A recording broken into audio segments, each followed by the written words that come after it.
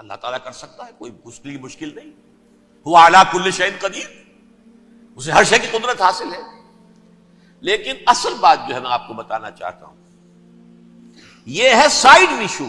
اصل ایشو ہے فلسطین کا جو شروع ہونے والا ہے. بھٹی دہکے گی وہاں. ظاہر بات ہے کہ اگر کوئی بہت بڑا اقدام ہو جاتا ہے فلسطینیوں کے خلاف، اور اگر واقعتاً مسجد اقصی اور قبۃ الصخرہ گرا دیے جاتے ہیں، جو طوفان اٹھے گا عالم عرب میں، یہ حسنی مبارک ہو یا شاہ خالد ہو یا کوئی اور ہو، یہ نہیں روک سکتے اس طوفان کو. نوجوان خون اٹھے گا، غیرت اور جو بھی حمیت ہے. مسلمان ان پڑھ سے ان پڑھ اور بالکل بے دین، وہ بھی مسجد کی حرمت پر کٹ مرنے کو تیار ہو جاتا ہے. مسجد تو بنا دی شب بھر میں ایمان کی حرارت والوں نے، من اپنا پرانا پاپی ہے، برسوں میں نماز ہی بن نہ سکا. وہ چاہے کانپور کی مسجد سے مسلمانوں نے جانے دی ہے، چاہے وہ شہید گنج کی مسجد تھی مسلمانوں نے جانے دی ہے، چاہے نماز نہ پڑھتے ہو. لیکن یہ جو حرمت اور یہ جو حمیت اور یہ غیرت ہے، اس سے جو طوفان اٹھے گا یہ ہوگا اس ملحمۃ العظما، اس کی طرف پیش رفت ہو رہی. کتاب الملاحم سے احادیث کے حوالے سے یہ جن جنگوں کا حوالہ دیا حضور نے، پیشن گوئی کی ہے، اس کا نقطہ آغاز تھا خلیج کی جنگ. صدام حسین نے اسے کہا تھا یہ مدر آف وارز ہے، ام المحارب، یہ ایک جنگ نہیں ہے. اس کا نقشہ بھی حدیث میں موجود ہے، پیشن گوئی موجود تھی، اس وقت بھی ہم نے شائع کی تھی. لیکن اس میں جو جنگ اب ہونے والی وہ الملحمۃ العظما. ملحمہ کسے کہتے ہیں؟ لحم گوشت کو کہتے ہیں، اور قصائی کی دکان کو عربی میں ملحم کہتے ہیں، جہاں گوشت کے ٹکڑے کیے جاتے ہیں. آج کل مشینوں سے ہوتے ہیں، اب جو ہے وہ ہاتھ سے چھریوں سے نہیں ہوتے، لیکن ٹکڑے ہو رہے ہوتے ہیں، جسموں کے چیتھڑے اڑ رہے ہوتے ہیں. ملحمہ یہی لفظ استعمال کیا تھا حضرت سعد ابن عبادہ نے رضی اللہ تعالی عنہ یوم فتح مکہ. ان کے دل میں تھا کہ اب ہم انتقام لیں گے ان عربوں سے، ان قریش سے. الیوم یوم الملحمہ، الیوم یوم الملحمہ، یہ کہتے ہوئے جا رہے تھے. ایک خاص کیفیت، آج ہے گوشت کے ٹکڑے اڑانے کا دن. حضور سے کہا کسی نے جا کر کے ساتھ تو یہ کہہ رہے ہیں الیوم یوم الملحمہ، الیوم یوم الملحمہ. حضور نے فرمایا نہیں، ان سے کہو جا کر الیوم یوم المرحمہ، الیوم یوم المرحمہ، آج رحمت کا دن ہے، آج تو میں ان سب کو معاف کروں گا. لا تثریب علیکم اليوم، میں تم سے وہی بات کہہ رہا ہوں جو میرے بھائی یوسف نے کہی تھی اپنے بھائیوں سے. اذهبوا فانتم الطلقاء، جاؤ تم سب کے سب آزاد. وہ ملحمہ ہے جس کو کہ حضور نے حضرت معاذ بن جبل رضی اللہ تعالیٰ عنہ کی روایت ہے، اس میں سے جو ابو داؤد میں روایت آئی ہے اس میں الملحمۃ العظما، عظما مؤنث ہے اعظم کا. آپ کہتے ہیں جنگ عظیم اول، جنگ عظیم دوم. عظیم کا باپ ہو گیا اعظم، سب سے بڑا، اور اس کا مؤنث ہے سب سے بڑی، عظما. الملحمۃ العظما، سب سے بڑی لڑائی. میرے نزدیک یہ وار کے معنی میں نہیں ہے، بیٹل کے معنی میں. انگریزی میں یہ دو لفظ علیحدہ ہے. وار تھی، جنگ تھی، لیکن battles, battle of Uhud, battle of Badr, یہ بیٹلز تھی، لڑائیاں تھی. تو عظیم ترین جنگ شاید اس اعتبار سے نہ ہو جیسے کہ ورلڈ وار 1 اور ورلڈ وار 2، یعنی اس کی وسعت کا اتنا معاملہ نہیں اور طوالت کا نہیں، لیکن جو لڑائی جو ہے بیٹل ہونی ہے، جس کو کہ یہ لوگ، یا چونکہ میں نے کہا تھا شروع میں کہ سرما ہے میری آنکھ کا خاک حجاز و ہول قدس. نیو ٹیسٹمنٹ کی آخری کتاب ہے the book of Revelation, Revelation of Saint John. اس میں آرمگڈون کہا گیا ہے اسے. ہر مجدون، یہ عبرانی لفظ ہے. ہر کہتے ہیں اونچی جگہ کو، سطح مرتفع. مجدون میگیڈو، میگیڈو ایک وادی ہے، مرتفع، وادی مرتفع.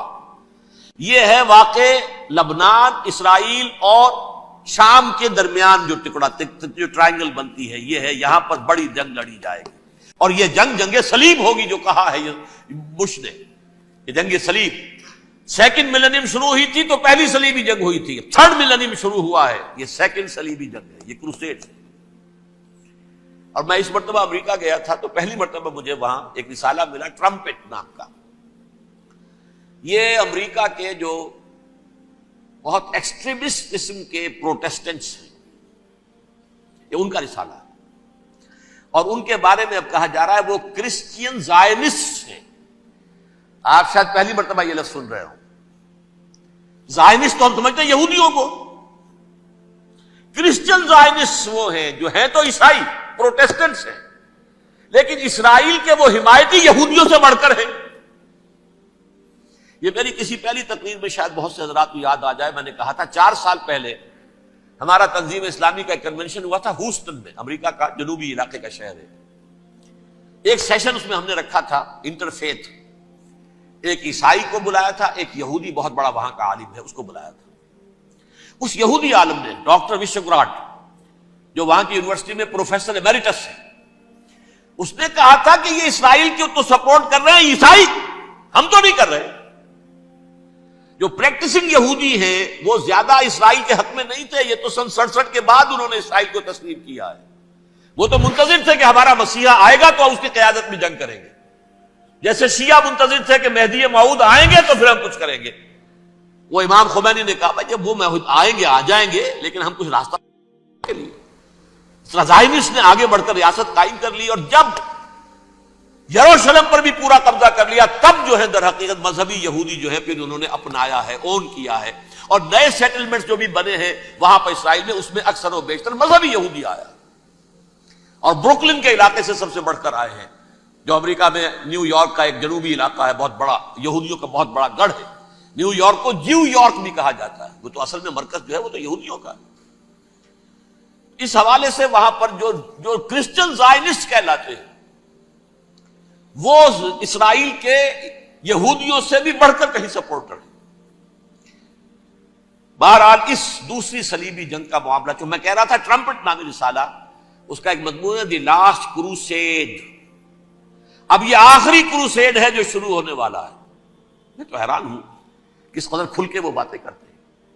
رومن کیتھولکس کو وہ کہتے ہیں کہ یہ شیطان ہے، یہ پوپ شیطان ہے، یہ یورپ کو اس نے جمع کیا ہے کرسچینٹی کی بنیاد پر، اور اس میں زیادہ تر کیتھولکس ہیں۔ آپ کو معلوم ہے برطانیہ بڑی مشکل سے شامل ہوا ان کے ساتھ، اس لیے کہ وہ پروٹیسٹنٹ کا سردار تھا، ابھی پوری طرح نہیں ہے۔ یورپ جو ہے وہ رومن امپائر دوبارہ یہ کھڑی کر رہا ہے، اور در حقیقت یہ جو ہے یہودیوں سے بھی چھیننا چاہتے ہیں اسرائیل کو اور فلسطین کو، اور مسلمانوں سے بھی، اور یہ وہی کروسیڈ جو تھے اربن ثانی کے، اس کی تیاری کر رہے ہیں تاکہ وہاں پر عیسائی حکومت قائم ہو جائے، کیتھولکس کی، پوپ کی حکومت قائم ہو جائے، جیسے ایسٹ تیمور میں کر دی ہے۔ ایسٹ تیمور میں کون سی حکومت بنی ہے؟ رومن کیتھولک، رومن کیتھولک اسرائیل میں بنے، تاکہ یہ سارے مقامات مقدسہ جہاں اسرائیل پیدا ہوئے، بیت حضرت مسیح پیدا ہوا، بیت لحم کہاں ہے؟ وہی ہے کہ نہیں؟ جہاں سے ریزریکشن ہوا ان کے خیال میں وہ کہاں ہے؟ وہیں پر ہے کہ نہیں؟ بڑے بڑے گرجے ان کے وہی ہیں۔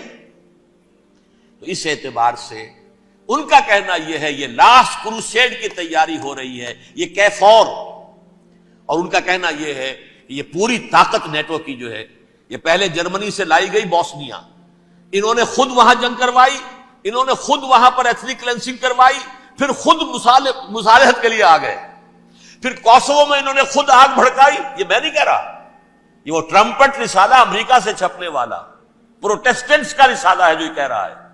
پھر انہوں نے کوسوو کے اندر کروایا، اور پھر وہ وہاں پر پیس فورس کی حیثیت سے آ گئے۔ اب وہ میسیڈونیا میں کروا رہے ہیں اور وہاں داخل ہو گئے ہیں۔ اگلا قدم ان کا سائپرس ہوگا، سائپرس میں ترکوں کو اور وہ گریکس کو لڑائیں گے اور وہاں آ جائیں گے، وہاں سے ایک چھلانگ لگائیں گے اور یہ فلسطین میں پہنچیں گے، اور یہ وہاں پر ایک رومن امپائر، اپنی پرانی رومن امپائر کی طرح کی رومن کیتھولک ریاست قائم کر